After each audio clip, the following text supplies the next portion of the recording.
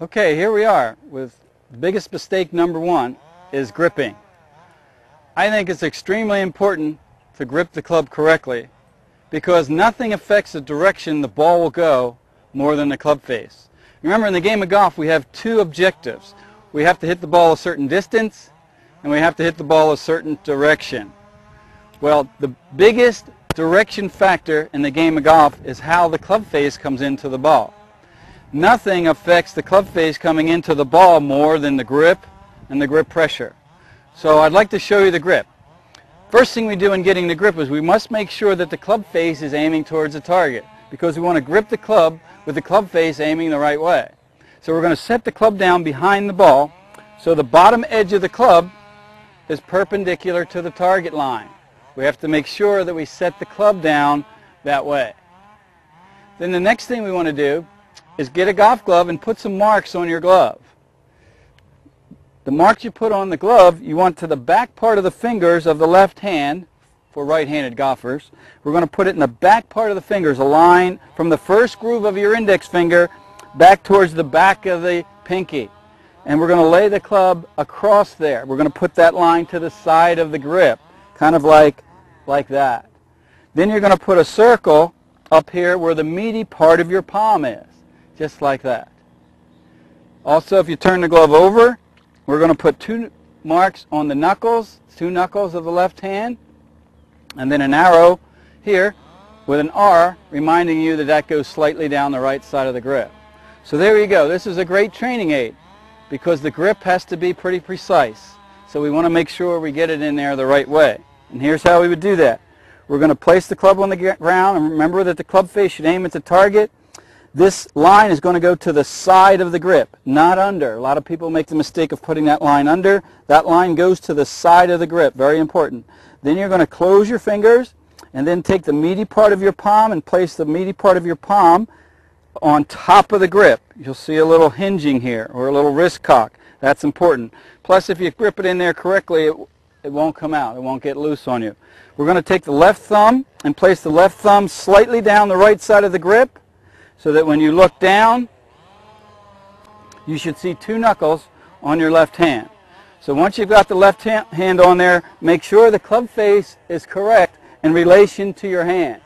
It's important that the club face be correct in relation to your hand. Then we're going to put the right hand on next. Here's what I'd like to do in your right hand. Hold on with your left. We're going to take the thumb and put the thumb against the side of your hand with the thumb pad pointing backwards like that. So we form a V here. Then we're going to hold that in position. We're going to take that V and place that V on top of the grip, keeping the V on top, and we're going to slide the right hand back so that left thumb fits right in the groove of your right palm, this little groove right here. God put that there just for golf. Bet you all didn't know that. All right, so V on top, slide the right hand back so the left thumb fits in that little groove that God put there for golf. Then from that position, you're going to close the middle three fingers of your right hand, and then we're going to place the pinky behind the knuckle of the left hand. That's called an overlapping grip. Now there are other grips. You may have learned what we call the interlocking grip. The interlocking grip is a good grip because a guy by the name of Tiger Woods uses that, and he's not bad. Okay, so overlapping, interlocking, two different types of grips, and then we also have the 10-finger, or what we call baseball grip. Sometimes we teach this to our juniors because their hands are smaller and it's easier for them to put the hands on the club in that position.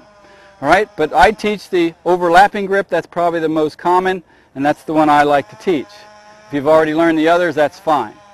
We can't talk about grip without talking about grip pressure. The pressure you should have on the club, I relate to this. Imagine if you were holding a tube of toothpaste with the cap off. I tell people, hold on to the toothpaste tube, but don't squeeze any of the toothpaste out of the tube. Just light grip pressure, just enough to hold on, but don't squeeze the grip. The reason we don't squeeze the grip is because, remember, this is a golf swing, not a golf chop or a golf hit. So we want the club to be able to swing freely, to allow the wrist to hinge and the club head to swing freely. It's a free swinging motion. This is a free swinging motion. And notice I'm holding on very light here. If I squeeze this end of the club, notice the club stops swinging. So we want to allow the club to swing freely, so your grip pressure should be light. Again, in the way of a review, when we start out getting our grip, make sure that the club face is aiming down the target line. Then we're going to put the left hand on first and use the marks on our glove. We're going to place that line on our glove to the side of the grip, not under. Close the fingers. Place the meaty part on top of the grip. Place the left thumb slightly down the right side of the grip, just slightly off to the side. And when you look down, as you're placing the club back down on the ground, you should see 2 knuckles on your left hand. The most common mistakes are people will tend to hold the club across their palm. Don't hold the club across their palm. There's nothing you would pick up or do with the palm of your hand. All your feel is in the fingers. So if you're going to pick something up or hold something or throw it, you would hold it in the fingers. You would not hold a ball in the palm of your hand to throw it. So all the feel is in your fingers. So make sure that the club is in the fingers of your left hand and also the fingers of your right hand. Again, don't squeeze the club because it won't swing freely. Spend some time learning the grip. You can do that in your office. You can do it at home. Spend time learning the proper grip.